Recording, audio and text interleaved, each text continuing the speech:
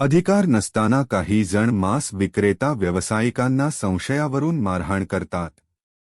वाहनांची जाळपोळ करत जनावरे हिसकावून घेतात. अशा विविध प्रकारच्या त्रासास कंटाळून शहरातील गोवंश सदृश्य बीप मांस विक्रेत्या व्यावसायिकांनी गुरुवार ता 10 बेमुदत बंदचा निर्णय घेतला आहे. त्यामुळे फुले मार्केट येथील मांस विक्री बाजारात संपूर्णतः शुकशुकाट पसरला होता. सरकारच्या नियमांचे पालन करत गोवंश सदृश्य मांस विक्री व्यावसायिकांनी बंद केली आहे. तरी देखील काही जणांकडून त्यांना त्रास दिला जात आहे. अनेक ठिकाणी गोवंश व्यतिरिक्त जनावरे बाळगणाऱ्यांना मारहाण करण्यात येत आहे. बाजारानिमित्त जनावरांची वाहतूक करत असताना ज्यांना कुठल्याही प्रकारचा अधिकार नाही, असे काही जण वाहने अडवून त्रास देतात. चालकास मारहाण, वाहनाची तोडफोड असे प्रकार केले जातात. अशा सर्व प्रकारांना कंटाळून शहरातील व्यावसायिकांनी मांस विक्री बंद ठेवण्याचा निर्णय घेतला आहे. संबंधित बंद बेमुदत असणार आहे. फुले मार्केट येथील मांस विक्री बाजारापासून याची सुरुवात करण्यात आली. संपूर्ण शहरातील छोटे मोठे व्यावसायिकांकडून अशा प्रकारचा बंद पाळण्यात येणार आहे.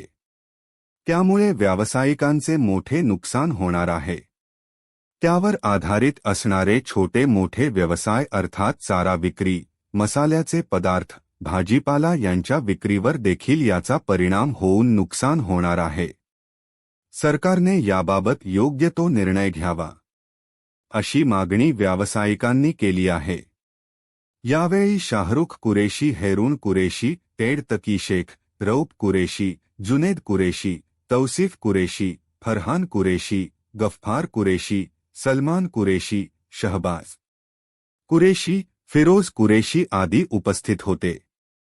डेज न्यूज प्रतिनिधि एजाज शेख, नासिक. अस्सलाम वालेकुम। आज नासिक की कुरैशी जमात के तरफ से नासिक जिले में जो पूरे महाराष्ट्र में हमारे यहाँ कुरैशी जमात पे जो अन्याय हो रहा है, वो अन्याय के खिलाफ हम लोग ये बंद पुकारे हैं।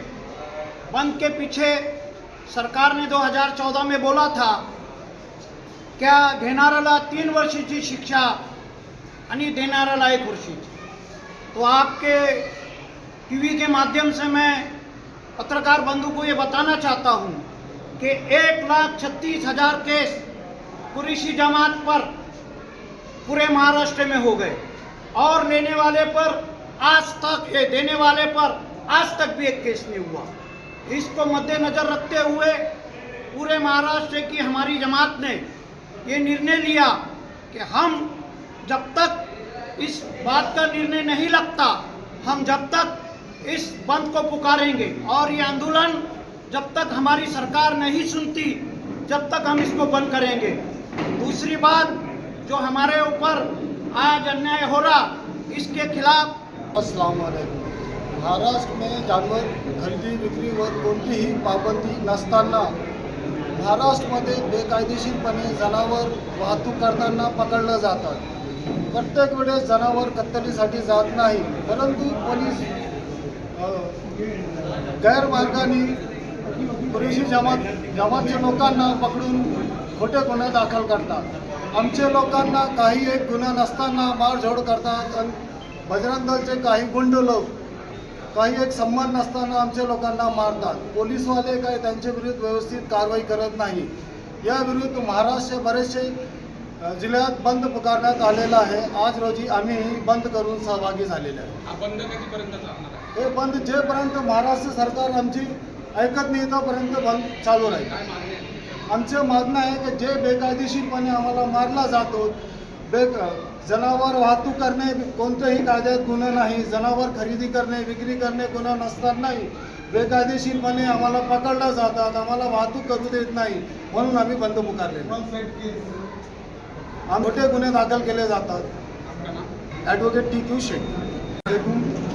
जो हमने बंद पुकारा अभी पूरे महाराष्ट्र के अंदर जो बंद है खरीदी बिक्री, इसके लिए हमने बंद पुकारा। खरीदी बिक्री बंद, घेनार देनार और गोश्त का व्यापार भी जो है सब बंद करना, बंद पुकारे हम। बंद क्यों बंद तुमने? ये बंद क्योंकि हमको आरएसएस, बजरंग दल, हिंदू एकता सब लोग तकलीफ दे रहे हैं, इसके लिए हमने ये बंद पुकारे।